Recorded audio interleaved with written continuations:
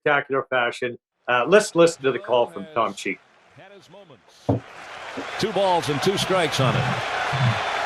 Here's the pitch on the way. A swing and a belt. Left field. Way back. Blue Jays win it. The Blue Jays are World Series champions as Joe Carter hits a 3-run home run in the 9th inning, and the Blue Jays have repeated as World Series champions. Touch 'em all, Joe. You'll never hit a bigger home run in your life. What a call. What a call. What a moment. Greatest World Series ending ever, no question about it. So tell me, Paul, when you get home, how did that compare to the previous victory?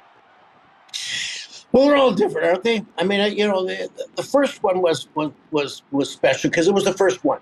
I mean, but to win one in the 6th game in the bottom of the 9th, you're like, how do you repeat that? I mean, and Joe dancing and all coming together. So they both bring memories back, and they are both very, very exciting. But it was funny. It was the kind of, we got the monkey off our back by winning in 1992. The first, at that point in time, proved it could be done. We'd been good in 84, 85, 86, 87, which everyone, we didn't talk about, but that was the march against Detroit, 88, 89, and we'd done it. And there were a lot of changes. I mean, at that point, Dave Winfield, who was so instrumental in 92, was gone. Jimmy Key was gone, but in came Paul Molitor and Dave Stewart. And so there were changes there. And then Pat Gillick made the trade and brought in Ricky Anderson. I mean, if you start looking at the team, that was a team of Hall of Famers. I mean, this was not a team of just a bunch of all-stars. I mean, because if you weren't a Hall of Famer, you were an all-star. But there were 4 or 5 Hall of Famers on that team, and so it was just special, and it was done in Toronto. The first one was done in Atlanta.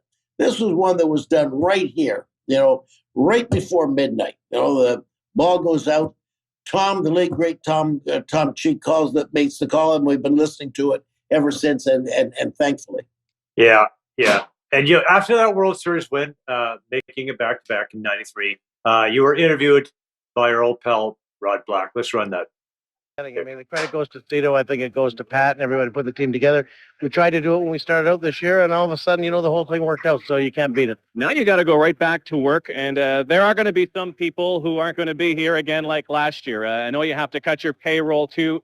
Your thoughts? I know you'd like to savor each moment. Can this team come back and make it 3? Is it possible? Well, let me tell you, you cannot be a 3-peat unless you're a 2-peat. I mean, so we've done the 2-peat. That goes to credit, goes to say player development, Pat, Cito, everybody else. I think that we'll be trying to do it again next year, and it's too too early. I mean, this is a time to have some fun. This is a time to rejoice in what they did this year, and I'd like to think that, we're not even going to worry about who's not going to be here. Thank the people that have been here. And was it fun? You look like you're having a good time. What are your thoughts when you see that young Paul? That was a fun time back then. No, my thoughts haven't really changed. I mean, you've got to enjoy the moments. I mean, life is about celebration. One of the good things about sports, that I think we all understand, but all gets us frustrated, is it is the one thing that can pull a community together and can pull a province together, can pull a nation together. We can see it whether it's in the Olympics or whether it's in the Raptors or whether it's in the Blue Jays, because the Raptors and Blue Jays being the only professional teams in their respective sports, they can pull